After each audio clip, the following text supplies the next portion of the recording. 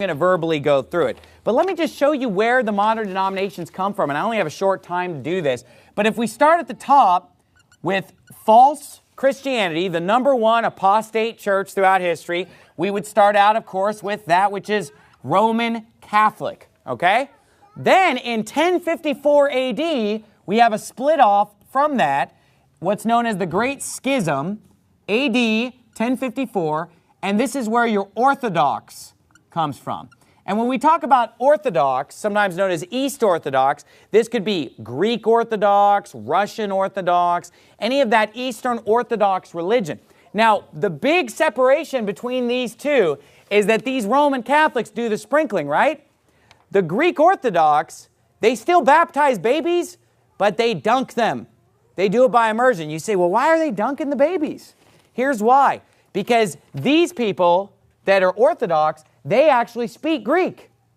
And they know that in the Greek New Testament, the word baptizo means to dunk underwater, to immerse. So they're not going to buy into a baby baptism because they speak the original language of the Greek. They're not going to listen to these people over here that are just deceiving the ignorant, saying, oh, baptism, that's just a sprinkling. Okay, so that's the split, and they split over other issues too. But honestly, I hate to say it, but these two aren't that different, okay? They split over baptism, they split over a few other issues, still a lot of funny hats, still a lot of idolatry, still a lot of long clothing, still infant baptism, just two styles of infant baptism.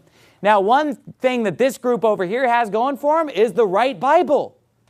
See, the Orthodox believers of, Romania, Russia, Greece, whatever, they actually have a Textus Receptus based Bible. They have a preserved Bible that's passed down. Whereas these people over here, the Roman Catholics, they have their own corrupt Bible.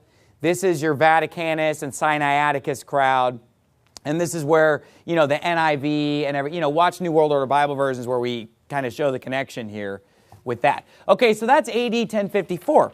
Well, in the 16th century, the 1500s, we have what's known as the Protestant Reformation, right? And in the Protestant Reformation, you have men like Martin Luther, right? Which is where we get our Lutherans. Martin Luther was a Catholic priest that said, I never left the Catholic Church, they left me. And sure, he didn't like some things about the Catholic Church, but he kept a lot of the bad things about the Catholic Church, like infant baptism, okay? Like transubstantiation, which means that when they eat the bread and drink the wine, it's literally the body and blood of Christ, not symbolic. That's in Martin Luther's own catechism if you go back and read his own writings. Okay, Martin Luther also teaches that, baptism is part of salvation, part of having your sins forgiven and so forth, okay? So that's the Lutherans. Then you have another major reformer known as John Calvin, right? And John Calvin is where you get your churches that have the name Reformed in them. They're looking to John Calvin, okay? Dutch Reformed, French Reformed, the Hungarians have a Calvinist Reformed movement there. So you got your Lutherans, you got your Reformed or Calvinists, okay? Then over here you've got your Presbyterians, okay? And the Presbyterians go back to a guy by the name of John Knox, okay? In Scotland. So pretty much the same doctrine of John Calvin, but John Calvin's in Switzerland, John Knox is over in Scotland. You got the Presbyterians. Then you have another group during this Protestant Reformation of the 1500s known as the Church of England, right? Or we'll just call them Anglican. And the Church of England was started by Henry VIII. Henry VIII wanted to divorce his wife. The Pope would not grant him that divorce, so he broke up. And in the real early days of the Church of England, their doctrines were pretty much identical to the Roman Catholics. But throughout the course of the 1500s, a lot of people within the Church of England started pulling them further and further away from the Catholic Church, to where by the end of the 16th century, they were a lot different than the Catholic Church. But here's the thing, they never got all the way away from it. They still hung on to some of the doctrines of Mama up here, okay? So you've got your Anglicans, okay? Then, also you have a movement of, and look, don't get real strict with me on this chart. This is a simplification. Obviously, it would take many hours and days and weeks to go into every little twist and turn of detail. I'm trying to simplify this and just make it easy to understand. And generally, this is true, what I'm saying. This is a basic, obviously we could go into every detail, but I'm just giving you the basics here. You know, out of the Anglicans, you've got movements from England like the Puritans, right? And the Quakers coming out of that movement, okay? And by the way, you know why they're called Quakers? Because like an earthquake, they go like, that's what an earthquake does, right? Because that's what they do. It's demonic. It's weird. That's why they were called Quakers. Because they don't call themselves Quakers, they call themselves what? Man, we need this sermon. Society of Friends.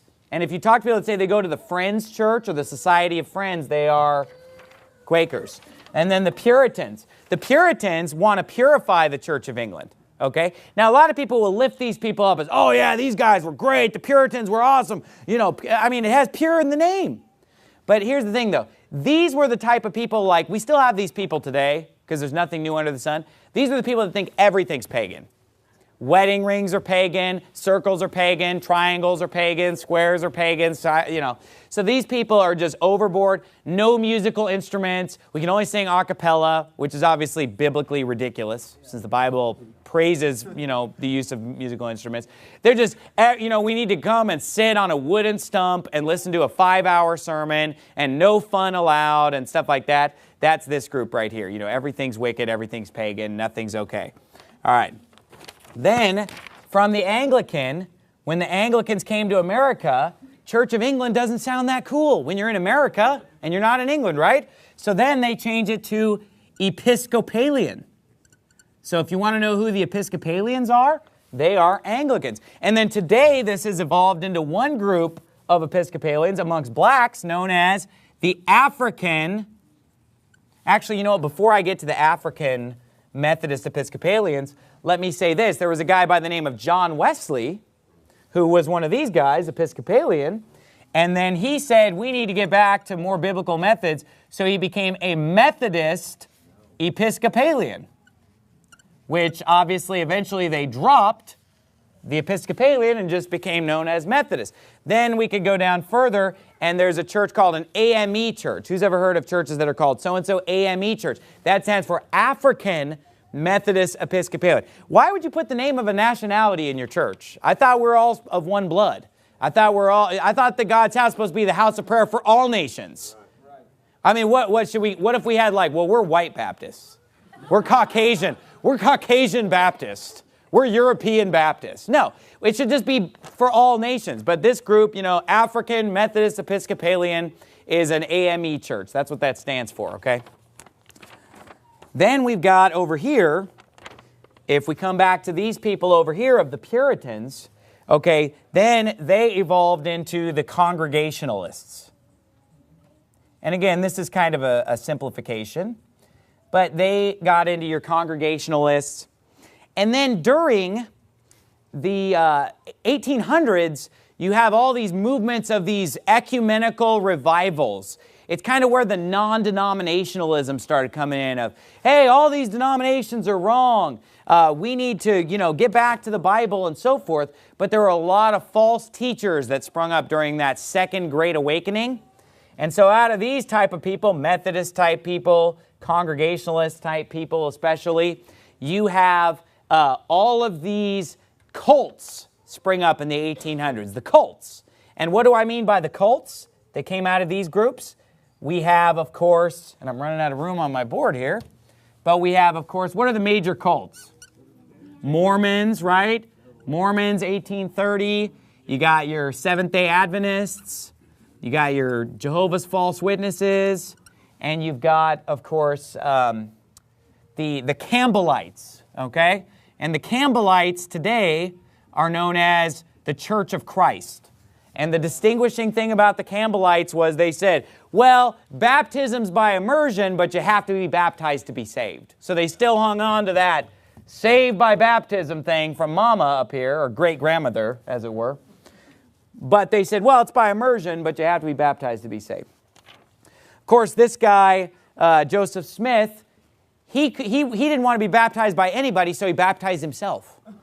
Now, later, he changed the story and lied. And look, when you're baptizing yourself, you have a problem because, you know, if you can't find anybody on the planet that agrees with you, you might be starting a cult, right?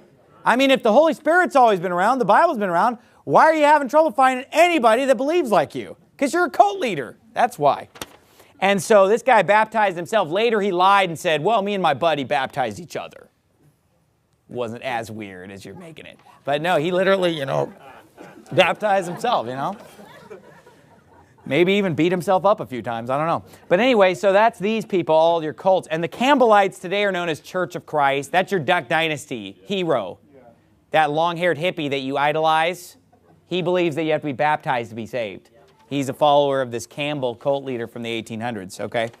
Then you've got over here the Congregationalists merged, evolved into what today we know as the United Church of Christ. So, don't confuse the Church of Christ with the United Church of Christ. Now, United Church of Christ is Obama's denomination.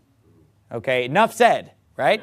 But the United Church of Christ here in Phoenix has a big picture on the outside. They had a banner up that literally has a picture of a man and a woman, 2 men and 2 women saying it's all fine. And it says literally, we're on the side of love. And it has a rainbow flag. So that should tell you something about these people right here. Now look, this shows you where your basic denominations of today have come from, doesn't it? I mean, think about can somebody think of a denomination that I haven't really covered? Throw it at me. Let me tell you where it came from. Anybody? I mean, we're covering the big ones, right? The Lutherans, the Reformed Church. And by the way, there's people that call themselves Reformed Baptist. This is who they're really following. That's right. They're like 99% Reformed and 1% Baptist, okay? So, these phony Reformed Baptists. But you got the Lutherans, the Reformed, the Presbyterian, the Anglicans, the Episcopalians, your Methodists. You want to know where they came from? Of course, the Mormons, Seventh-day Adventists, Jehovah's Witnesses, and Campbellites are all a bunch of cult members. Then you got the super liberal, United Church of Christ over here, and so on. So where did it all come from? It's all a spin-off of this, and it all has a lot in common with this right here. Then a separate line that's not a part of this family tree is Baptists. Baptist is just a catch-all name that has been applied to people who aren't part of this family. Not part of this group. Not protesting things in the Catholic Church. Not trying to purify the Catholic Church and fix it. But the people that said, it can't be fixed. We don't want anything to do with it. These are it's just independent people that are just independently with separate churches, doing their own thing, never were part of this, don't want to be part of this, don't want to fix this because you can't fix it. It's of the devil. So that shows you where these come from. Now look, you see why it's important to be a Baptist? Because you don't want to have anything to do with the Roman Catholic Church. Look, have no fellowship with the unfruitful works of darkness, but rather reprove them. We don't want to be connected with the Catholic Church in our family tree. Now,